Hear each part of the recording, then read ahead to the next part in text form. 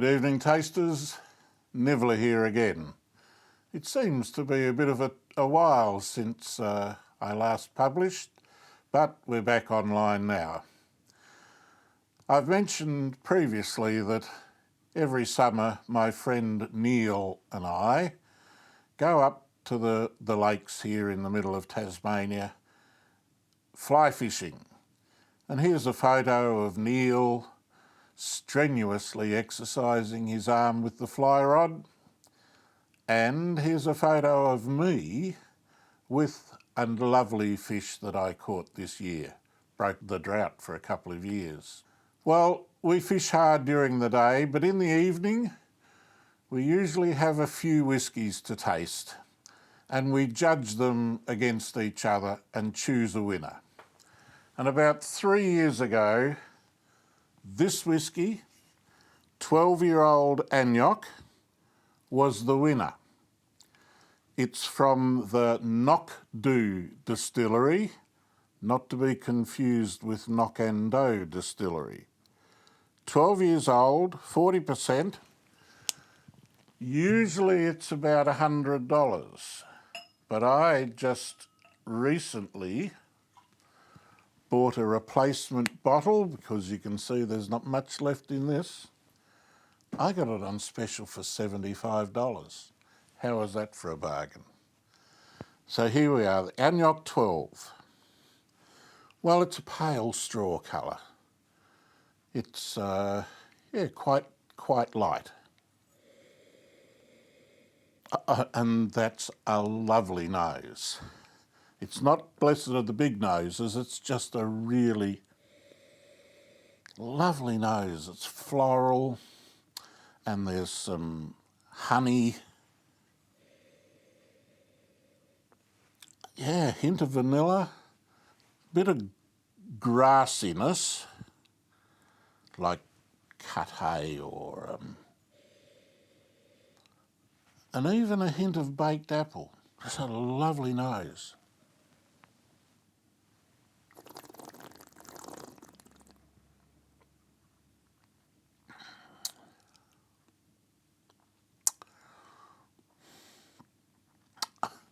I don't know how much I can wax lyrical about this. This is lip-smacking, smooth, lovely stuff. There's some barley sugar in there and honey, and the fruitiness, like I said, the baked apple on the nose, the fruitiness continues through. And there's even a hint of, I don't know whether you know the liqueur called creme de cacao, which I use in some different cocktails, Brandy Alexander for one. There's a hint of that in there. And the finish is lingering. There's a touch of licorice. And there's a bit of oak versus sweetness. I can see why this particular whisky won at the Lakes. It's elegant, beautifully balanced whisky, and it's lovely drinking. We're going to move on. This year at the Lakes, again we took quite a variety of whiskies to taste in the evening. Neil brought along this whisky, Ancnoc 18-year-old. Now the Ancnoc 18 comes in at 46%, and he purchased it for around about $165.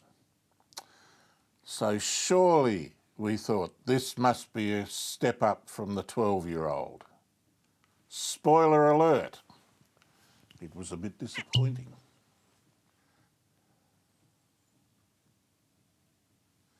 There's not much left in this bottle, fortunately. 18-year-old Ancnoc. So the colour is much darker than the 12-year-old. It's a bright straw colour. And the nose is okay. There's some sugar, honey, dried raisins, a little bit of sharp orange zest, and maybe a touch of vanilla. So the nose is okay.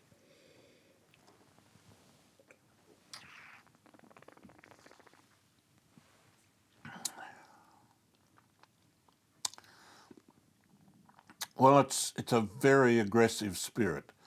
I guess at 46%, it could be said to be that. But there's slight bitterness about it. It's more lemon on the palate than orange. And there's stuff going on at the front of the palate and the back, but the middle of the palate is very dull. And the finish, there's a little bit of spice, but it doesn't linger for a long time. It's quite flat actually, and the bitterness persists.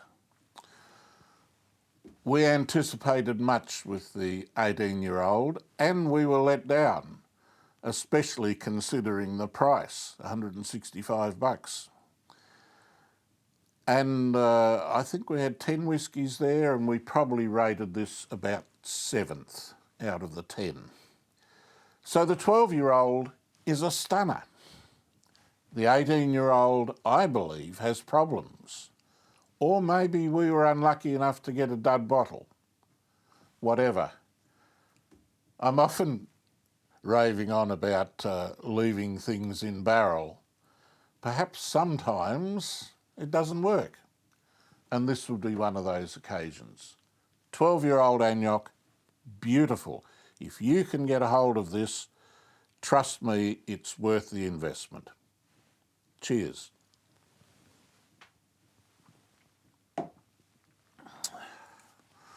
It could be as good as it gets.